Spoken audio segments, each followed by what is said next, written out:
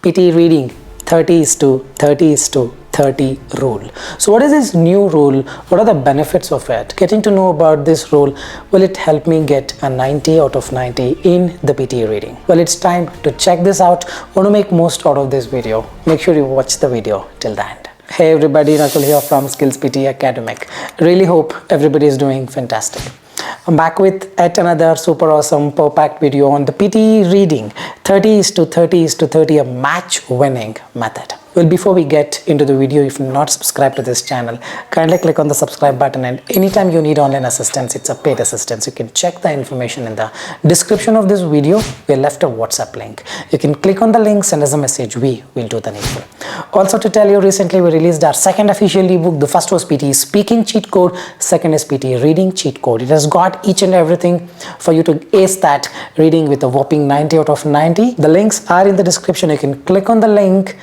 At the moment, we are keeping it for a very nominal fee. You can buy the book and make it yours and ace up your preparation. Alright, without any further delay, let's try to get right into the video. So let's talk about this 30 is to 30 is to 30 rule. So what is this 30 is to 30 is to 30 rule? Very simple. This can be applicable in two different ways to the PTE exam. One is for the PTE reading, you get 30% of the marks from read aloud, 30% of the marks from reading fill in the blanks, 30% of the marks from reading, writing, fill in the blanks, 90% of the marks come from just these three sections. The remaining 10% will come from probably summarize written text, highlight incorrect words, reorder the paragraph, choose single answer and choose multiple answer, which are not a priority. So now we understand that 30% of your total reading marks come from read aloud.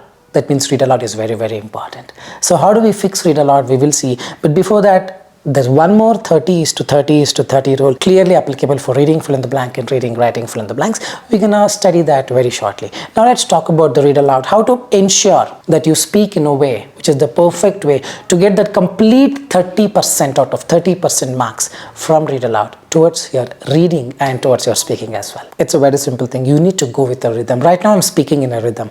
I'm not speaking very fast sometimes very slow. All the time throughout the video you can just cross verify. I'm going at a very constant speed, meaning if you are traveling in a highway at probably 80 km per hour, you're not even putting your feet on the accelerator again. Just a cruise control mode set. It's going at 80.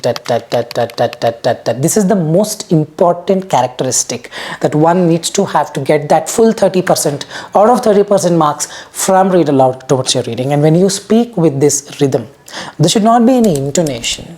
Going up, down, going up, down. There should not be any emphasis on the words, stressing of the words. Right now I'm not stressing any words. If it is really mandatory required, I would stress so as to give you the weightage of the word. But usually in a natural scenario, let's say you want to have a coffee. I want to have a coffee. You know, you never say that, isn't it?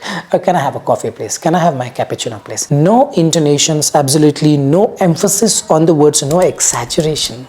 People completely change their accent. Thinking software wants an Australian accent or a British accent. Don't exaggerate, just go with your own natural way possible. And most importantly, zero fumble rule. You fumble once, 2 marks to reading gone. You fumble 10 times, reading cannot be 65.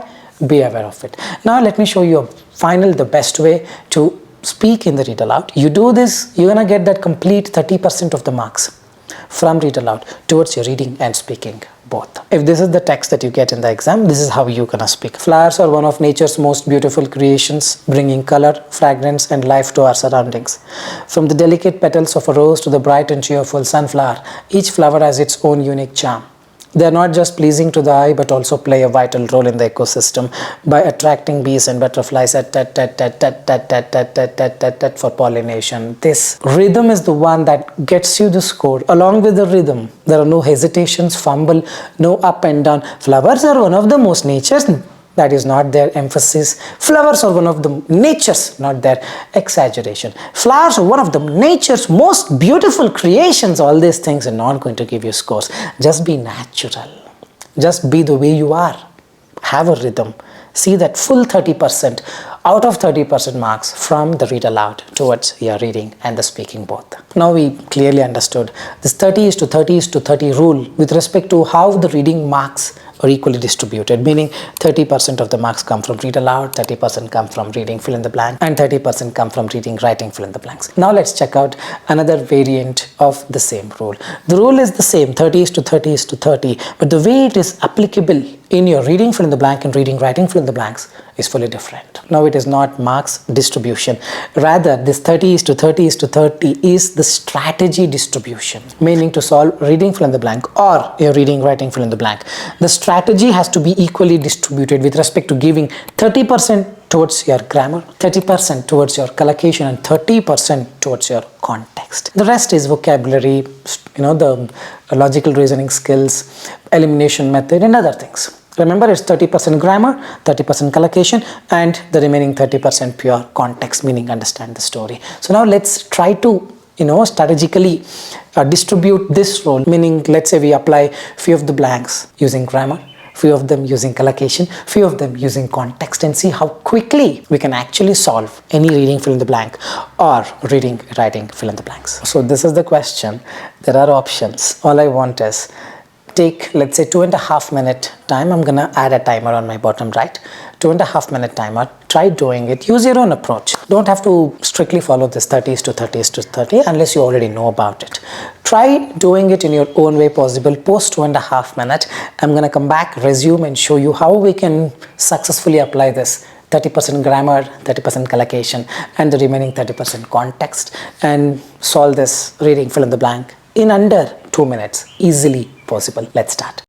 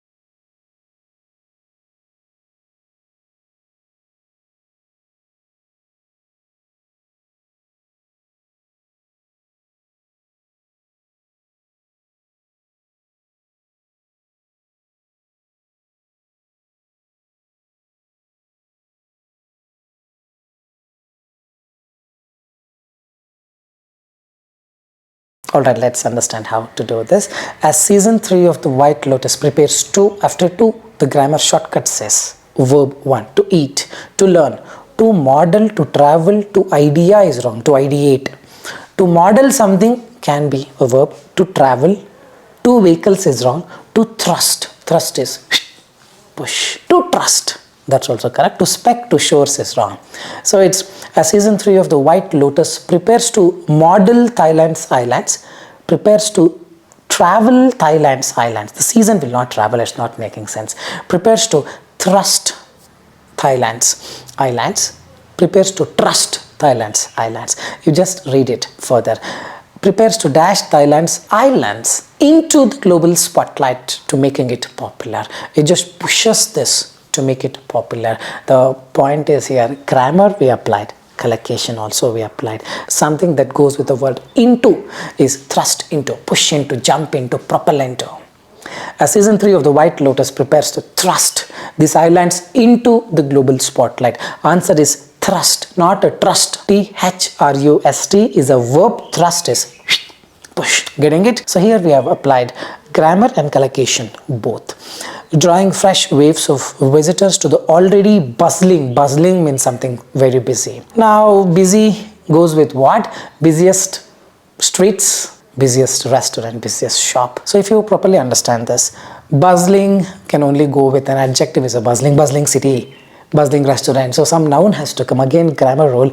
Bustling model, bustling travel, bustling vehicles.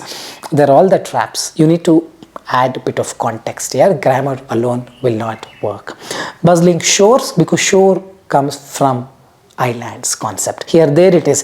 Thailand's island. Island will have sea, sea will have a shore. So it is bustling shores of Phuket and Koh Samui. Hope you are getting it. Here the grammar alone will not work. Well, grammar told you to use a noun because bustling is an adjective. But now there are many nouns here, so you have to rely on the context. That remaining 30% context is where we are picking it up. Next one. Here a dash of an island. After a, noun has to come. A model of an island, people write. A travel of an island is not making sense. A idea of an island, an idea, not a idea. So idea is ruled out. Vehicle of an island is not making sense. Speck of an island. Now speck of an island, a model of an island. Now grammar actually helped you to strike off all the rest of the options. What is left with us is model and speck. Model and speck. Now the context you need. Speck of an island is just a small dot. Even if you don't know the meaning of speck here, model of an island named is not making sense. Just a speck of an island, a small island named Comac has quietly positioned itself as a dash for tourism. You are a model for tourism. You are an example for students. Collocation. Now we are using the 30% collocation rule. Don't get confused based on the blanks. We're trying to adapt to this first 30% grammar, second 30% collocation, or third 30% context. This will happen over the time on its own. You don't have to worry too much about it. Maybe you're getting confused. How do I know when to apply grammar, when to apply collocation? It will happen on its own. But be ready for it. Whenever there is a chance for a collocation, pick it up. Now here itself has positioned itself as a model for sustainable tourism, offering a rare vision of what the future of dash in Thailand could be. After of usually noun comes. Future of travel, future of idea, future of vehicles, future of shores, future of trust. A lot of words fit in. Now again the grammar or the collocation 30% is not helping you. You got to rely on the third method, third rule, that is the context. What the future of dash? Probably here we are talking about visitors, waves of visitors, bustling shores. Thailand, man, come on, it's a popular tourist destination. It's a future of travel, future of probably tourism in Thailand could be. So answer is travel. So a lot of logic involved, but remember it's grammar, collocation and the context. Most probably 30:30:30. This is how it will be equally distributed for most of the questions. You understand this and do it, you would be able to solve it quickly. You keep reading word by word, line by line for all the blanks without relying on the first 60%, 30% grammar and collocation. Probably it may take a lot of time, maybe more than 4 or 5 minutes to solve each reading fill in the blank or writing fill in the blank. To sum up, the answers are: prepares to thrust, T-H-R-U-S-T is the first one. Second one, bustling shores. Third is here a dash of an island, speck of an island. Fourth is positioned itself as a model for sustainable tourism. What the future of travel in Thailand could be. Now we have understood few of the basics of this 30:30:30. Now try to adapt or try to apply the same thing to the next question. I'm giving you another question. I'm adding a timer of 2.5 minutes. Try doing it. It's 100% possible. Let me give you a small clue. Look at this question. First blank, dash by collocation. Last one, fragrance that dash collocation. So these two you can do it like this. Second, third, fourth, probably context. You need time. You take time for second, third, fourth, but you don't have to take a lot of time for the first and the fifth. That is what my point is. First and the fifth, like this, you can solve using collocation. Do it probably in under 5 seconds. The remaining 2 minute 45 seconds, sorry, 2 minute 25 seconds, you put it for second, third, fourth. Probably within 1.5 minutes you should be still able to do it. You don't do this first blank itself you take 1 minute, last blank also you take 1 minute. What you're supposed to take probably 10 seconds or 5 seconds, you're taking 2 minutes to solve. Then difficult second, third, fourth will obviously take more than 4-5 minutes. Overall 7 minutes per question, gone case. 2.5 minute timer, start doing it. I will resume once 2.5 minutes is done. Let's start.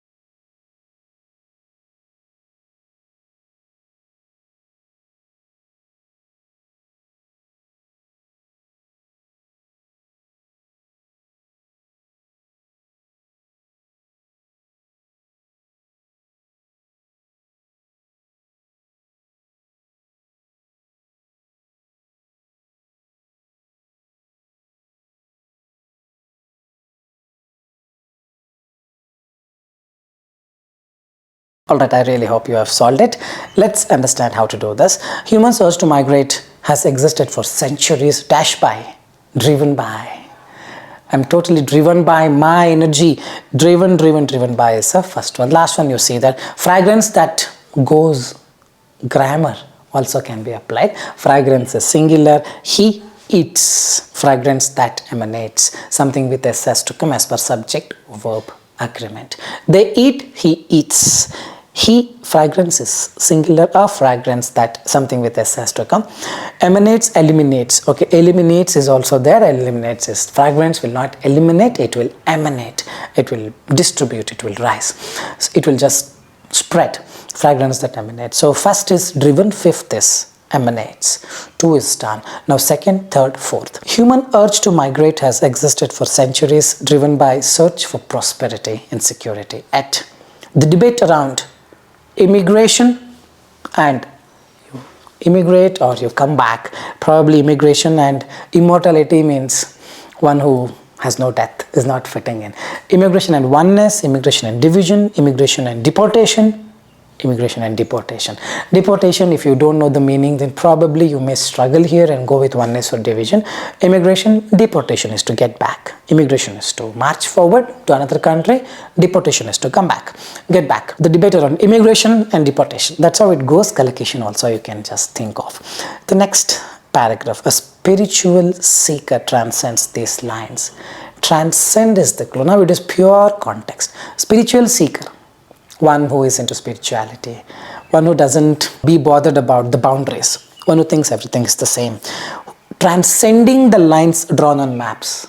This is a map, world map. Here comes India. Here comes one more country. Here comes one more country. They've been divided. But the spiritual seeker transcends, go beyond these lines drawn on maps and embraces dash of existence. If you are going beyond these lines, you're thinking everything is one. Oneness of existence. Oneness of existence is a collocation as well, and your pure context, oneness of existence. Third is oneness of existence. The next one, now we don't have to read the earth has, no, not required. Just come a bit forward. Ancient wisdom teaches that attachment to land, identity or ideology creates dash. Now people write creates immortality. No, doesn't create immortality. Attachment is always bad. When we talk about spirituality, attachment is something that is not given a lot of importance. Attachment, this is my land, this is my identity, this is my culture. You are creating a division. Pure context creates, dash creates division. Division is the only thing that's fitting in. Like I told you, grammar, collocation and context, you're gonna delve into it. It's a fusion of these three all the time, all the time, all the time. So first is driven by. Fifth is emanates, E-M-A-N-E-T-E-S. Second is deportation. Third is oneness, O-N-E-N-E-S-S. And the fourth is creates division, because attachment to your land, identity, your culture, ideology will create some division. Hope you are getting it. So this is the way you do it. Now we will have one last reading, writing, fill in the blanks question. I'm gonna add a timer of 3 minutes. Try doing it. Few of them are grammar, few of them are collocation, very few of them are context. Try doing it in 2 minutes if possible, but I will add a timer of 3 minutes. Post 3 minutes, I'm gonna come back and show you how to do it. Let's start.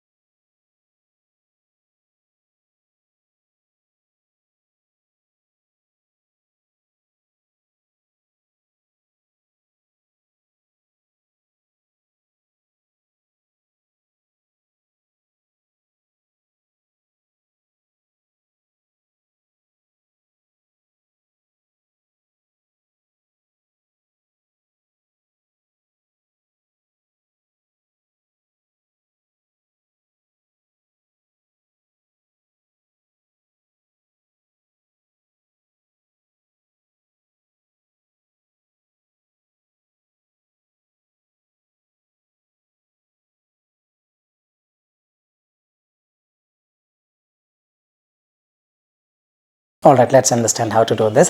First is a pure grammar. After a series of disasters, some social media users suggested that air travel accidents were becoming, they are happy. They are becoming happy only, not happily. Pay more attention. They are happy. They are what? The characteristics of them is an adjective. They are happy. The happy person. The person is happy. They are happy. They are becoming happy. This becoming and all, they're acting as a modifier, just an additional thing. So it's they, happy. They are happy. Happy is an adjective. Here, travel accidents were frequent, not frequently. Frequently, ly will come for a verb or an adjective. Here, noun is the thing. Travel accidents were becoming, are becoming, or travel accidents are frequent. More is an adverb. More, frequent. Frequent is an adjective. Frequently will not come. ly will not come for a noun. Noun here is travel accidents. Travel accidents are frequent, not frequently, are becoming more frequent. First one is a pure grammar. Second one, videos of dash raising near misses. Now we get the context. It's travel disasters, aeroplanes meeting with some accidents. So videos of dash raising near misses. Oh, just missed. In that just miss case, what about the person sitting inside the flight? Nerve wrecking, hair rising, collocation. Hair raising means hair is almost completely shocked, afraid. Hope you are getting it. Videos of hair raising near misses now will come down. He told viewers that the recent dash of air disasters were very unique. Recent, pure context. Recent decline of air disasters, recent devastation of air disasters. Devastation, disasters, almost both are the same.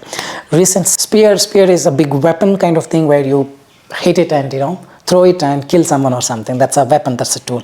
Spate, now vocabulary meaning the context. Spate means an increase. After the recent increase in the air disasters, recent spate of air disasters. Getting it, this is pure context. First is grammar, second blank is hair raising, that's pure collocation. Third is pure context. Like I told you, this is how most probably it will be in the exam. Fourth one, Duffy. Who is this Duffy? You see the previous line. He is a transport secretary, Sean Duffy. Duffy's dash. After apostrophe, now the apostrophe role. After apostrophe, noun will come. Nakul apostrophe is Nakul's car. David apostrophe is David's food. This is a noun.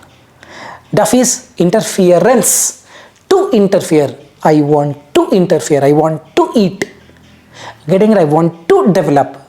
Nakul's development. Development is a noun. Develop is a verb. Interference is a noun. Noun has to come. Interfere is a verb. Intervention is a noun. Intervene is a verb.